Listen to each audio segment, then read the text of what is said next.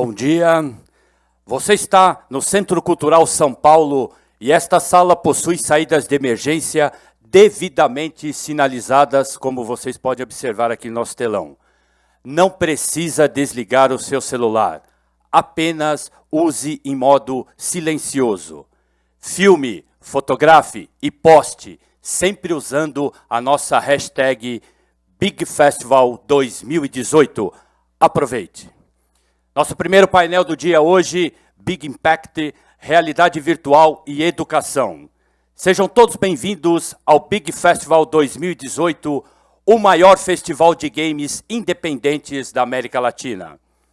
Antes de anunciar nosso próximo painel, eu gostaria de lembrar que você pode enviar sua pergunta através do aplicativo Big Festival 2018 e somente pelo aplicativo as perguntas serão enviadas ao nosso convidado. É só baixar o aplicativo, escolher sua palestra e mandar a sua pergunta. E aproveite também o sinal livre do Wi-Fi aqui no Centro Cultural São Paulo.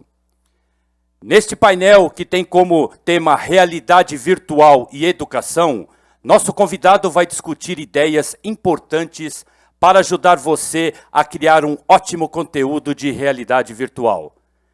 Eu peço a todos que recebam com muitos aplausos e carinho o nosso convidado Shawn Patton da Schell Games.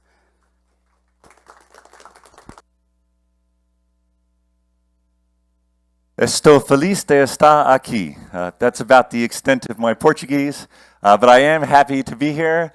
Thank you very much to Big for inviting me to speak, and thank you to all of you who made it out this early morning after a night that probably involved maybe some samba, maybe some caipirinha. But so this is Getting Started in Transformative VR. And who am I? I am Shawn Patton. I am a principal game designer and a VR advocate at a company called Schell Games. We are located in Pittsburgh, Pennsylvania in the United States.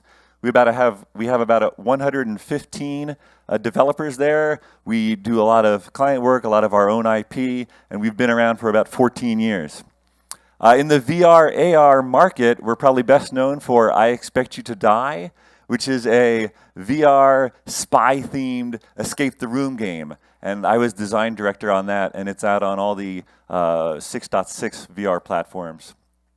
I was also the project director on Water Bears VR, which is a learning game that teaches kids system thinking concepts. I also worked on Frostbound VR, Lego Brickheads VR, Orion Trail VR, and also some augmented reality titles like Jedi Challenges and Domino World.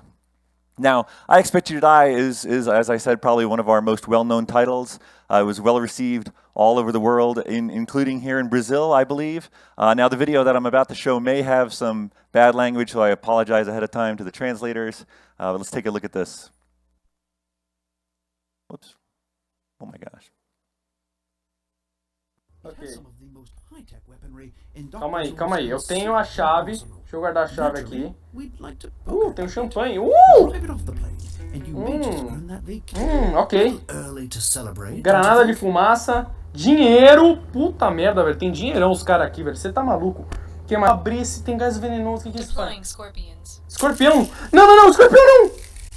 Puta que me pariu, eu mandei escorpião. I Expect You to Die, sensacional. É um dos jogos que eu mais esperava lançar desde que eu peguei o Oculus Rift DK2, porque é muito legal, é muito divertido ser um agente secreto assim. Nossa, é sensacional e eu gostei muito.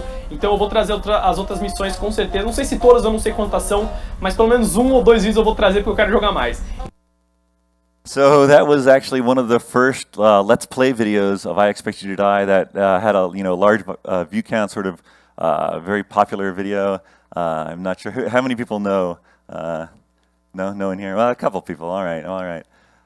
So when we talk about getting started in transformative VR, I'm going to sort of break this talk down by section. And the first section that I'm going to handle is transformative. What does that mean to me? What would I like to convey to you all about that? Schell Games, we create a lot of transformational games, and we define them as games that are developed with the intention of changing players in a specific way that transfers and persists out of the game. So maybe they get new knowledge or new skills, but it stays with them hopefully and changes them for the better. Now, if you think about creating game as something difficult, perhaps juggling, and then you think about teaching someone something, it's also pretty difficult. You can think of that as riding a unicycle or something like that. And of course, making a transformative game is then like doing both at once, and so it can be very hard. And so at Schell Games, we have over the years developed a framework for making this process easier. We call it the transformational framework. And there are 8 main topics or aspects to it. And I'm not going to go into all of them today. Frankly, you could probably write a book about this. And actually, that's exactly what my coworker, Sabrina Silva, did. And that book is coming out next month. So if you're at all interested in this sort of thing, I can highly recommend that book. I'm not biased at all.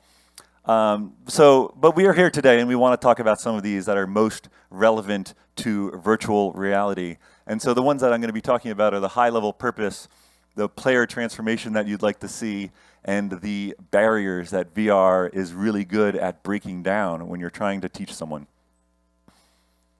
So when we talk about a high-level purpose at Schell Games, it's the big picture goal for the impact on the world that you'd like your game to have.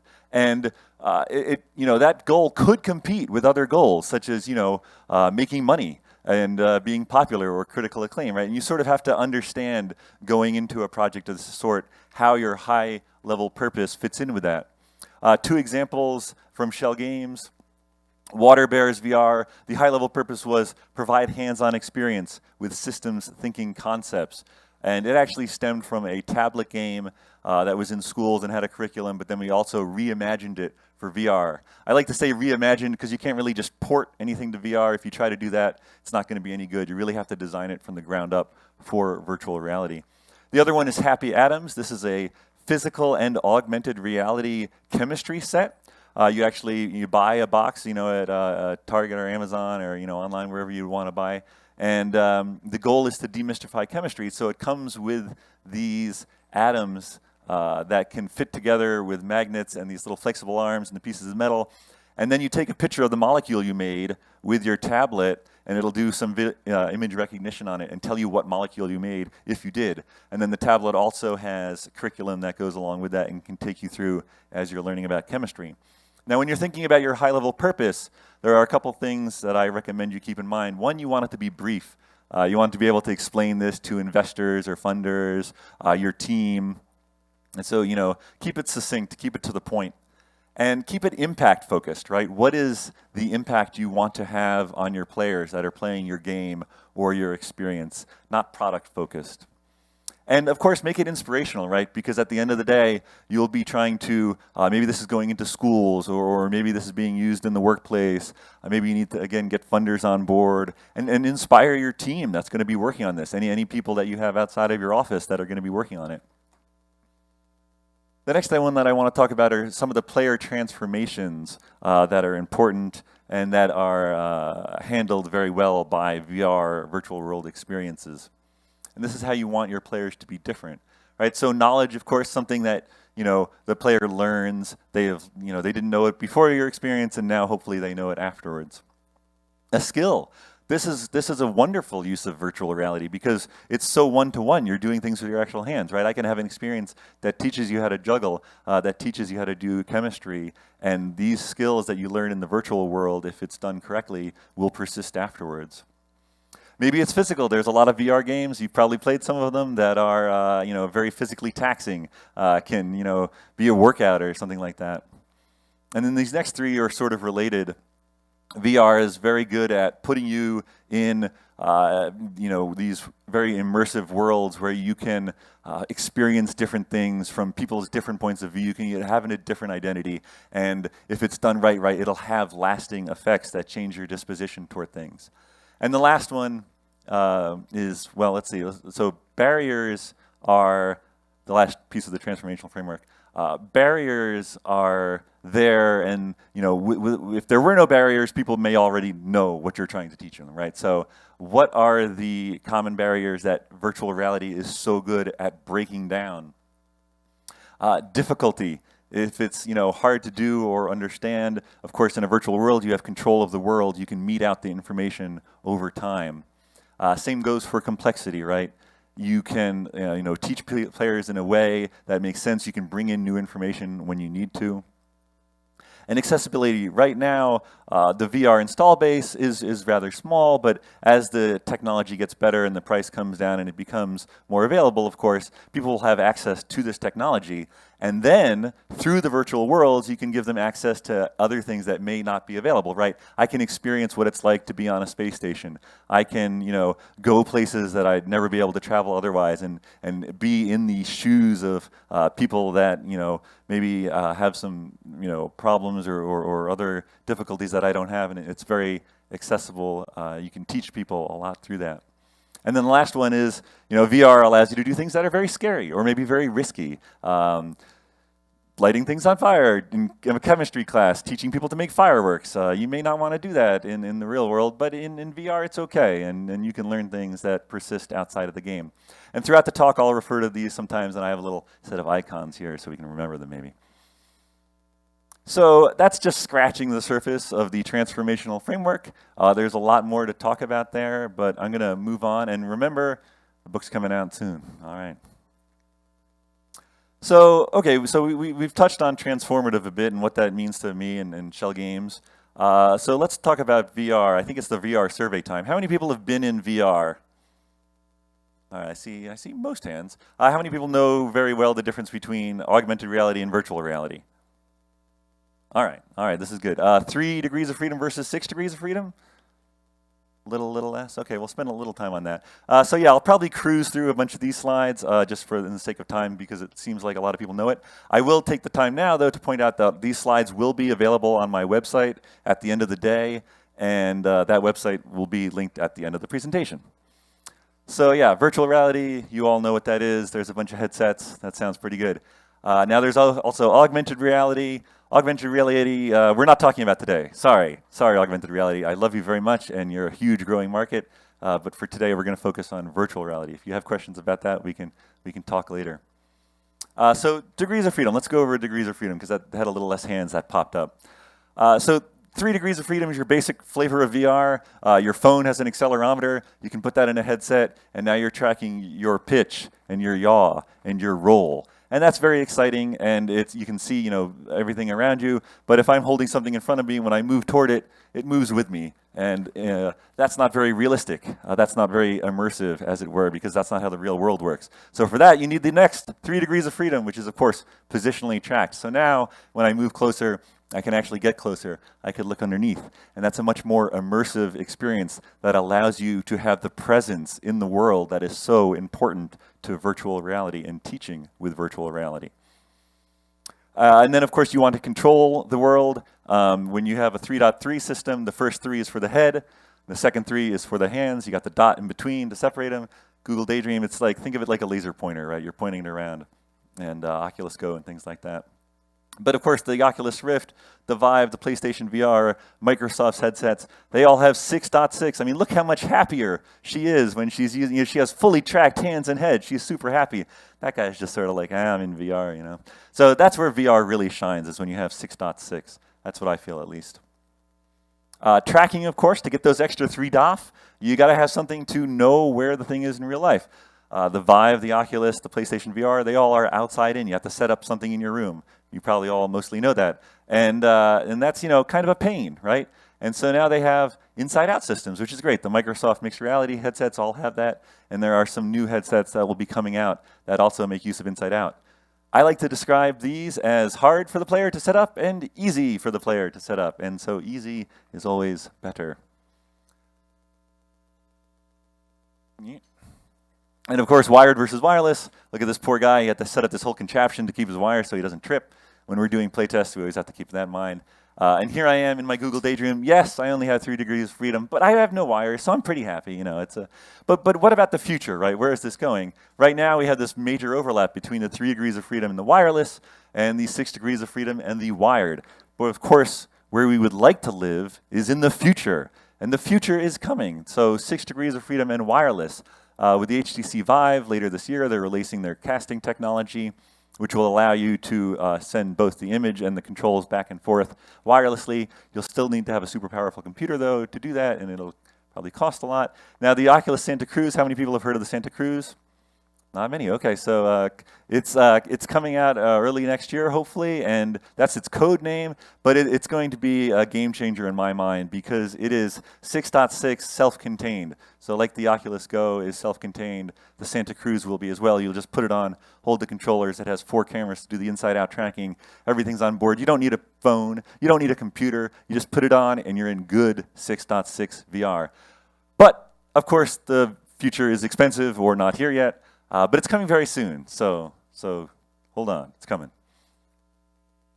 Now, how did we get to the future, though? Through the past. And of course, as all technology, it originally came from science fiction authors back in the 1930s, and then it sort of had a very slow timeline, up until, who remembers the 1995 classic film Hackers, with the virtuality headset that the Plague uses? That was actually the first virtual reality headset that I developed for. Back in 2001, I developed for that. It has a 320 by 240 resolution, and 30 frames per second if you're lucky.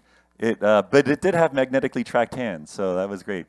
Disney did a lot of things with Disney Quest. But look at these last 10 years, of course. That's where we are right now. We're in the VR boom, right? These are all the consumer headsets that you know and love. But how did we get here? What allowed this to happen? It was the smartphone, right? As smartphones came out, they drove the quality of the CPUs and the quality of displays up and the prices down. And then, of course, people realized, hey, we can bring VR back and we can make it, affordable for consumers. And that's a great thing in my mind. All right. We've got transformative, we've got VR. But what about getting started? We all want to get started in transformative VR, right?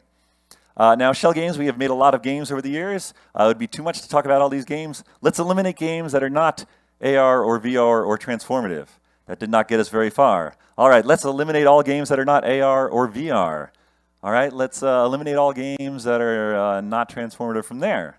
All right, we've got a very manageable number of games here. And of course, Happy Atoms, as I mentioned before, is an augmented reality title. We're not talking about augmented reality, we're only talking about virtual reality, but I am going to put back in I Expect You to Die.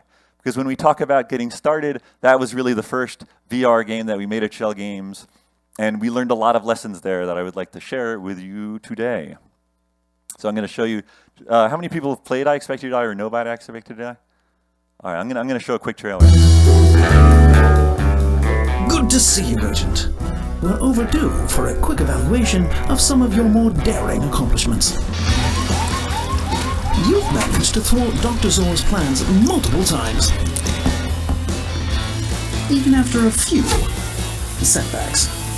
Laser tripped. Deploying neurotoxin. Intruder detected. And a few more setbacks.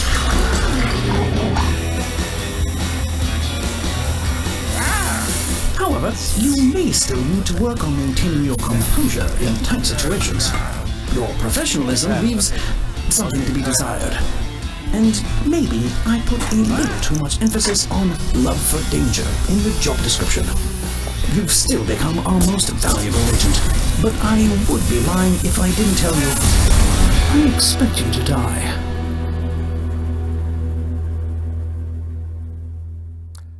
So that is what we call a mixed reality trailer because it shows the person and it shows the virtual world around them.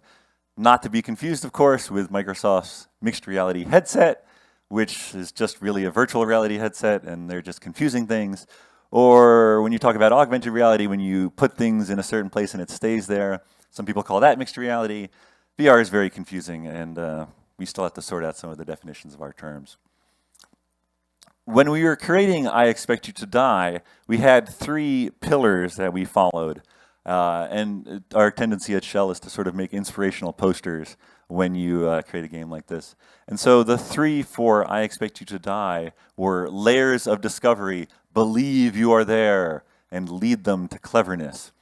And really the layers of discovery and lead them to cleverness were in the sort of escape the room and spy theme part of it. So what I want to talk about now is believe you are there.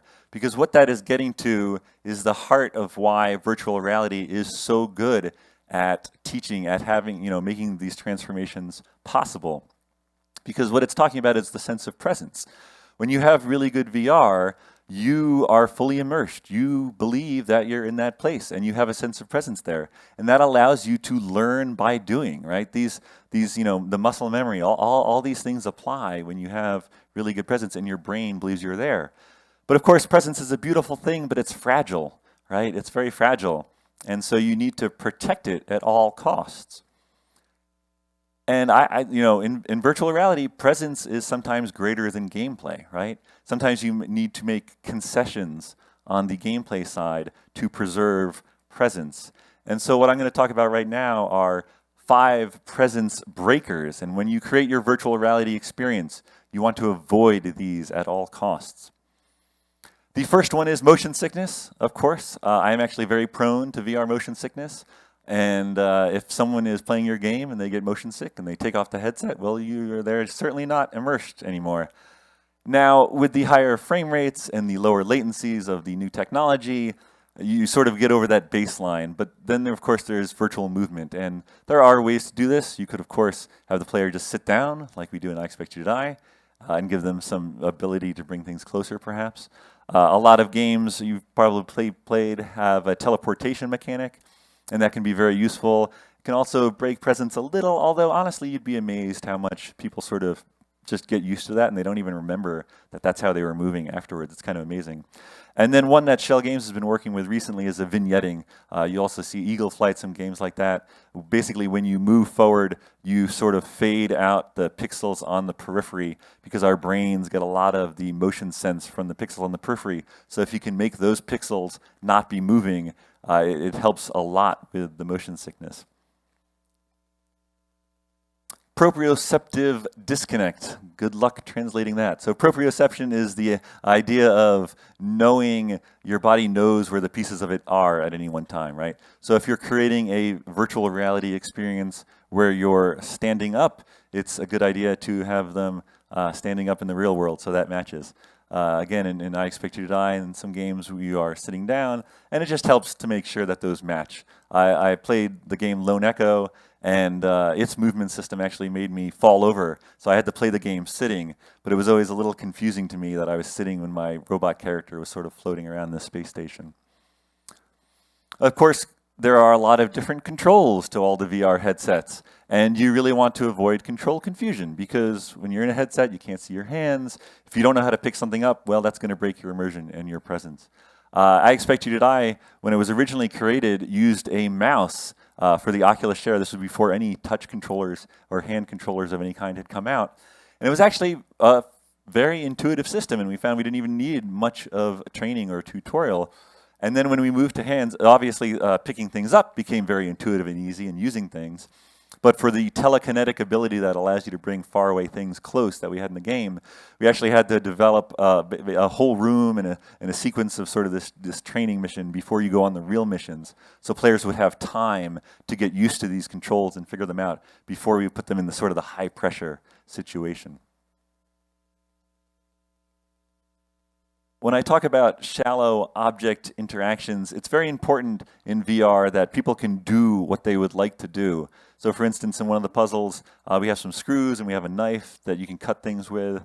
But a lot of people would try to use the knife as a screwdriver. And that's a very clever thing. We would love to support that, but sort of for pieces of the meta puzzle and other reasons, we just couldn't allow that, but we still saw people doing it and we wanted to acknowledge it. Feedback can go a long way to preserving presence if you give it to them. And so we actually have a little bit of audio that plays that says, "I've seen you do many clever things with a knife, but I'm afraid turning screws won't be one of them."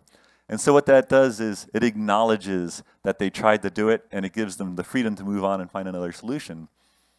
Now, we also have a lot of fire in I Expect You to Die. Once you give someone a lighter, they're going to want to light a lot of things on fire. And if that's core to your game mechanics or really important, that's great. But you have to support doing all these crazy things. And I Expect You to Die, you can light a paper airplane on fire, throw it across the room, and it lights a bunch of books on fire. We sort of went really deep on the interactions of fire. Now, if you don't have the scope or if it's not necessary, maybe you just don't put the lighter in the game, right? If you find that someone is doing something with an item that you can't support fully, you might want to take that item out of your virtual reality experience. And that's when the presence is greater than gameplay axiom comes up again. The last one I want to talk about is unrealistic audio, because when you are in VR, I'm not going to, well, maybe I'll drop something. No, I'm not going to drop anything. Usually I drop a bottle of water during this, because when you drop a bottle of water in real life, you hear that water hit the ground, and it makes a different sound, whether you drop it on a glass table versus a metal table versus a hard surface. In I Expect You to Die, we have hard surfaces, soft surfaces, metal, and glass. We take into account how hard an object hits something else, and we sort of mix all these sounds from the different surfaces together to provide an audio experience that is very immersive and can give you that presence. We found that it takes roughly double the audio budget of a traditional screen space game to get the audio to where it wants to be in virtual reality. So here's a quick summary slide there.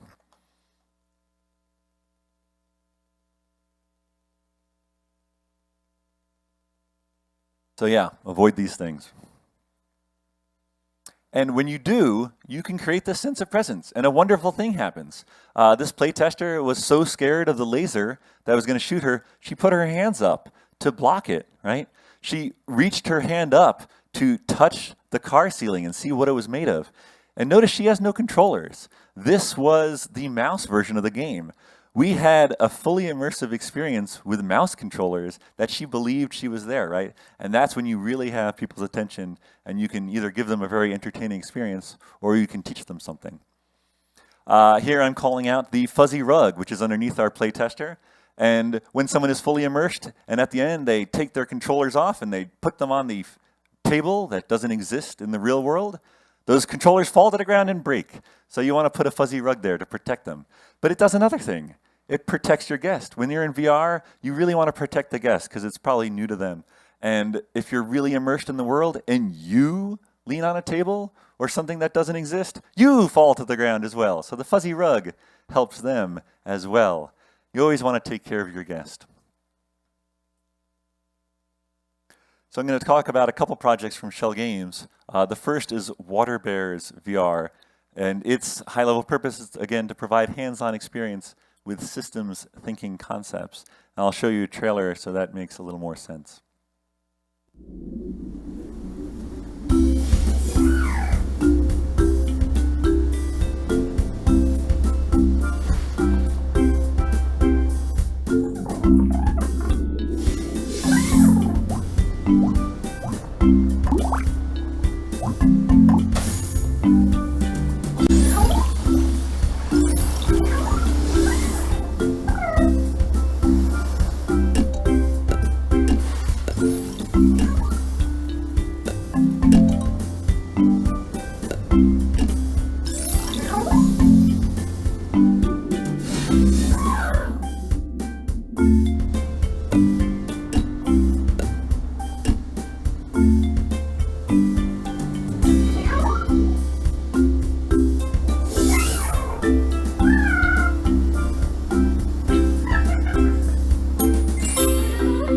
Sorry, they're just so cute. I had to show the whole trailer.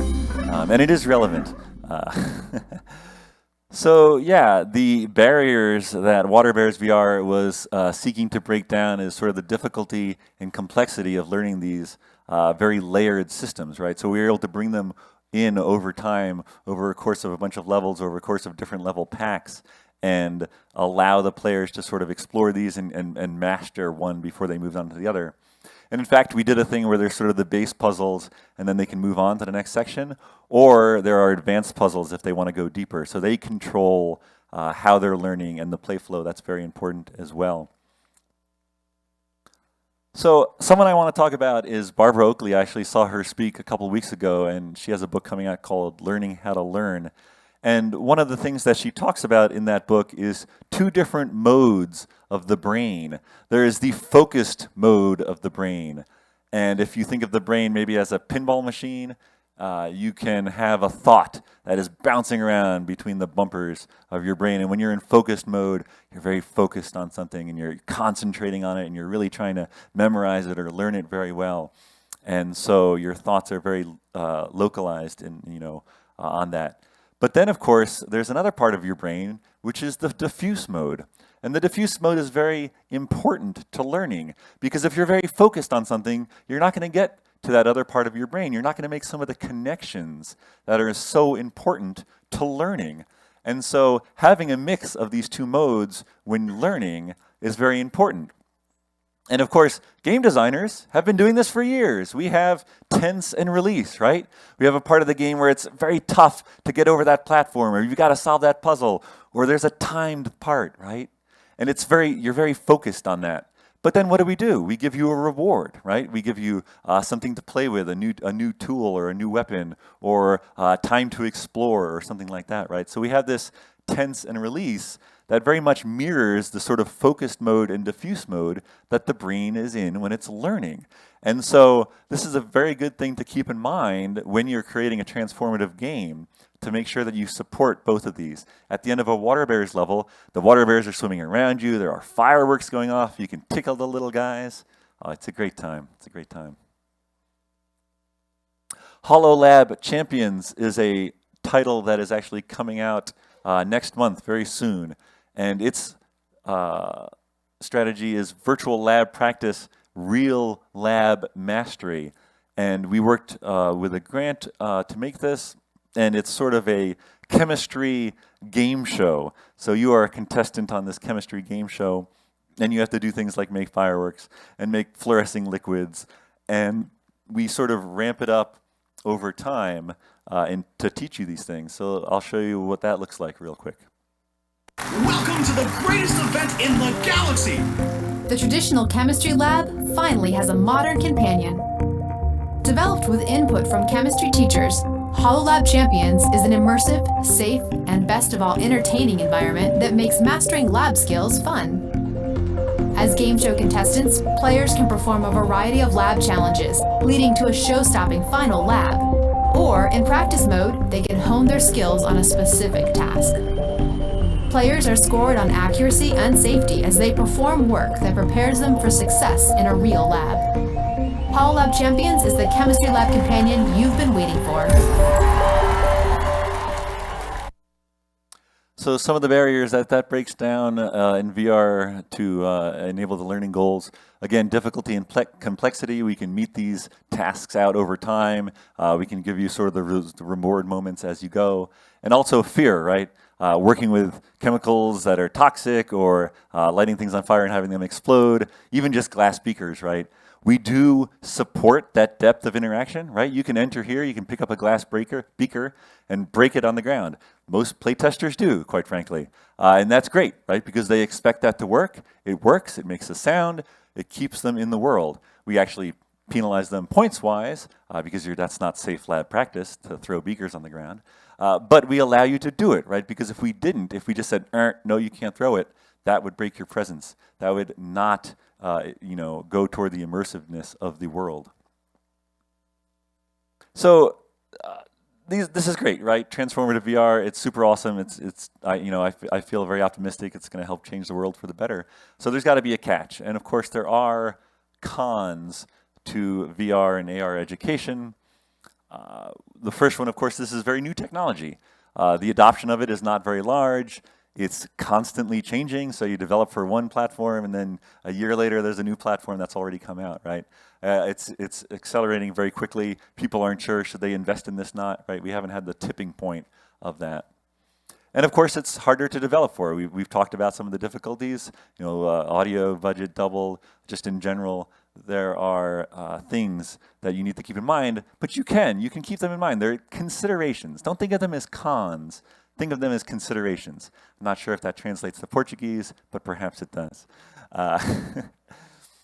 So yeah, with new technology, right, embrace it. It's very exciting that in the future, there will be standalone 6.6 degree of freedom virtual reality, right? Because when that arrives, you are able to give this experience to people very easily. And that's going to be awesome. And you can develop now for the Rift using engines like Unity and Unreal, and they'll automatically support it. And so hopefully, you can make the transition. And of course, the technology is always getting better and the price is always coming down. So that's great. Now, with the hardware development, there are some tricks you can do for that. Of course, you want to plan for it. Yes, it definitely will be a bigger budget, larger scope, that sort of thing, longer timelines. You really, really want to embrace rapid iteration. Game development in general, of course, wants to do that. but in VR it's more important than ever because you're not sure how people are going to react, right? We understand mobile games now. We understand PC and console games very well, but how people act in VR is still new because it's new to them. And so I actually gave a talk that covers a lot of these things at GDC and VRDC this past spring. That talk is free on the internet, and it's linked to from my website. So if you'd like to learn way more about this stuff that I'm about to cover briefly, you can go and watch that talk at my website, shawnpatton.com, and it's also linked at the end. And yeah, you'll find out what brown boxing spy cameras and fuzzy rugs. We did talk about fuzzy rugs a little bit, but there's more to that. And of course, brown boxing. What is brown boxing? Let's take a look. And then ding, ding, ding. This goes green. Fire flooded. He is now green. Hey! Engine. Engine's over here. Temperature is the number, and this is a... That's a pulled cord, and that's a grenade. Wait, this is a grenade? Yep. This is the one here. All right, you're holding it in your hand. Is it? The pin is missing. Ah! So what was that? This was, we created a few of the levels of I Expect You to Die out of cardboard. That's why we call it brown boxing. And of course, in normal game dev, we have white boxing, untextured models, very quickly put together so you can get a feel for things. In VR, this doesn't require any tech or any art. You know, in a couple days, you can have a, life size, right? Because everything's one-to-one. You can see where things should be. What can people reach? What do people notice? What don't they notice? You can do all this testing very, very, very quickly. And it's great. We always do brown boxing now. And for the levels that we did for I Expect You to Die that we brown boxed first, it cut our development time for those levels by 25%, which is huge, right? And then, of course, you need to playtest these virtual worlds that you've created. And I have found over the years that there are 4 magical questions that are useful in any VR experience. Probably any screen space experience too, but I highly recommend them. The first one is, what was the most frustrating moment or interaction? Now, you ask that first because you want it to be fresh in their mind. Because if something is too frustrating, they're going to take the headset off. They're not even going to see the rest of your experience. So you want to understand what that is and fix it and track it over time. Of course, you want the opposite, feel good. What was the best moment or interaction? Because you want to make sure that you put more of stuff like that in your game or experience. The third one very much has to do with that feeling of presence and preserving it. Was there anything you wanted to do that you couldn't, right?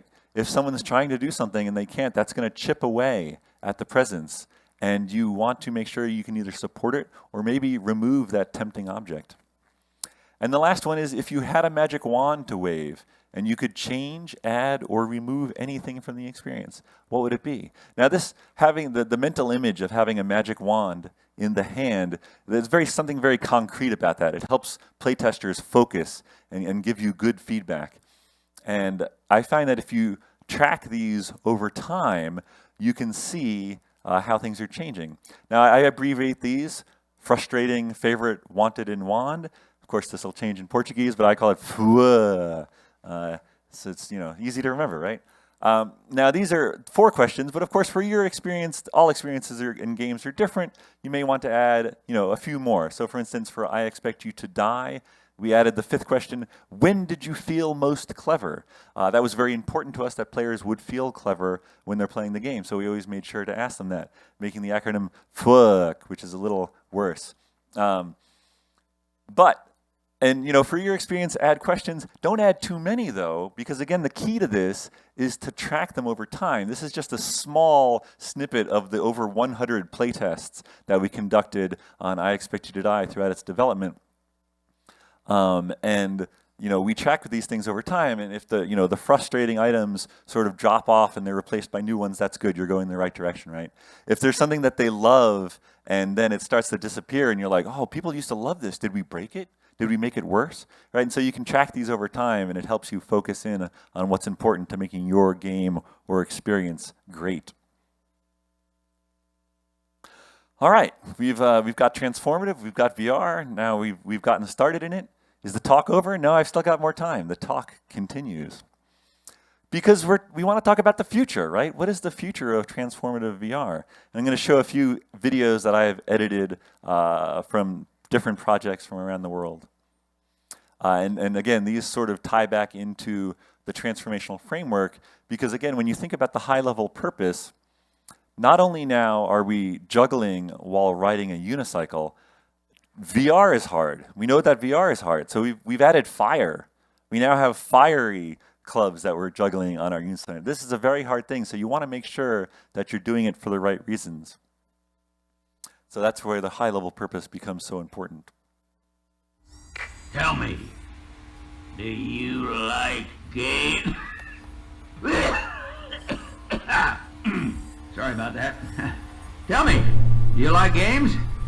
Well, welcome to my game. Me, Colonel Sanders. I'm watching your every move. This game will teach you how to make my original recipe chicken. The hard way. Excuse me. All right, here. Until you learn how to make my chicken right, you will not be allowed to leave. Trainee, you sure are good at inspecting chicken. Proper technique.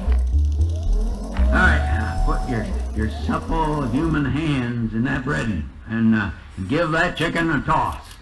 Why don't you take it for a spin? Ryan takes a minute, but I'll add more time for training purposes. Anyway, we are still up here. As the clock ticks, the easy way becomes harder, the hard way becomes easy. And as the calendar records the weeks, months, and years, it becomes increasingly evident that the hard way builds the foundation of truth that cannot be swept away. Wow, that was exciting. So what was the high-level transformation goal of that, right? Well, it's training for Kentucky Fried Chicken cooks. This is actually a real thing. I've contacted developers. I've had email correspondence with them. This is available to Kentucky Fried Chicken training centers to augment the traditional training that the cooks receive.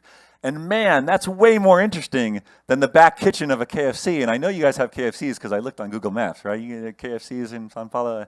So, I mean, that's incredible to me, right? Like, look at this craziness that's going on right now.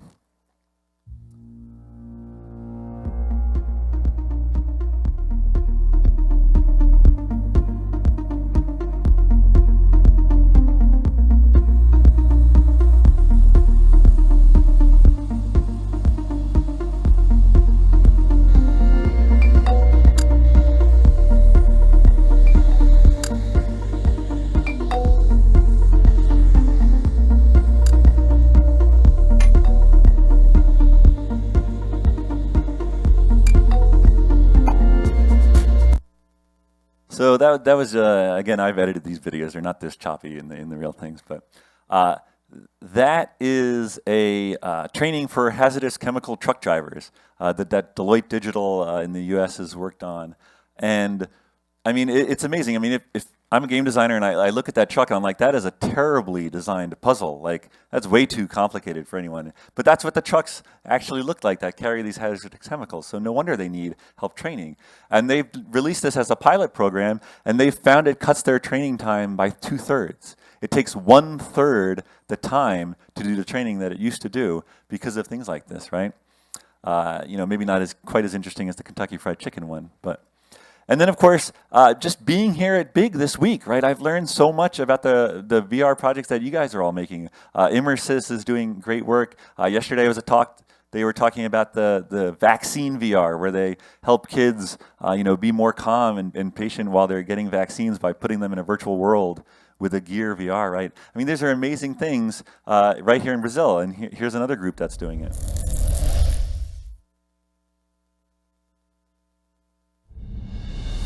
Quando o assunto é EdTech, Education Technology, nós fazemos acontecer. Mercado corporativo ou mercado acadêmico, sempre haverá o jeito Dodge de fazer EdTech. Com os profissionais mais capacitados, com as tecnologias mais avançadas, com as soluções mais focadas. Não é apenas uma evolução na maneira de fazer educação à distância. É uma revolução. Soluções relevantes exigem muito, e nós temos muito a oferecer. Simuladores e sistemas interativos como realidade virtual e aumentada. And so the DOT group, they're a little further south here in Brazil, but you know, they're doing educational training for basically whatever, and they're finding this to be accepted and very you know, well received by the people that they do these projects for. And I mean, this is great, right? This is the future of transformative VR. But wait a minute, I just showed you trailers for all of these things, right? So this isn't the future, this is the present of transformative VR. And as we work together at conferences like this, as we share information, as we create these truly immersive worlds that people can be present in, that they can learn by doing, they can pick up these skill sets, we can break down the barriers to learning that are there. VR can do this, and VR will continue to do this, and we're all going to work on it together. We're all going to make the world a better place through these experiences and games that we make. We're going to do this together after the World Cup is over, because we can watch that in VR as well. Thank you. Obrigado.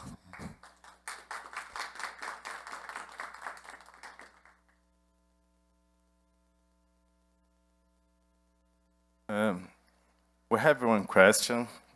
I'll read it to you. Thank you. Do you believe that a world in a virtual game in the future could take the proportion to become a second life? As an example, the game Second Life, but in VR, up to a point where people start to live two lives, a real one and a virtual one. That's a very interesting question, right? I mean, you think about the movie Ready Player One came out recently. There's been movies in the past that have touched on virtual reality, and will people live their entire lives in virtual reality? It doesn't seem like a good thing to me. Will that happen? Second Life, things like that are out now. I mean, I think that virtual reality, augmented reality, they are new platforms that are here, just like mobile was a new platform. It didn't get rid of console or PC gaming. And virtual reality, yes, it is amazing, right? When you're in good virtual reality, you have 6.6 tracking. It is an amazing experience. Could I see a world where people spend a lot of time in there? Absolutely. I do also see a world where it connects people around the world. One of the first VR chat rooms that I went in, I was sitting at a virtual campfire. I was in Pittsburgh, Pennsylvania in the US. I was with someone from Norway, someone in a university in Austria, and someone in Italy. And we got to know each other around this virtual campfire. So I think that, as humans, just like we need to, have moderate amounts of time with our mobile phones, it's gonna be important to have moderate amounts of time in our VR worlds. But I think the potential far goes beyond any of the maybe limitations or the risks involved in that. We don't have any more questions, I think. Thank you. I appreciate. Obrigado. Ok. Muito obrigado a todos que acompanharam este painel, especialmente o nosso convidado, vamos aplaudir, Shawn Patton, da Schell Games. Thank you very much.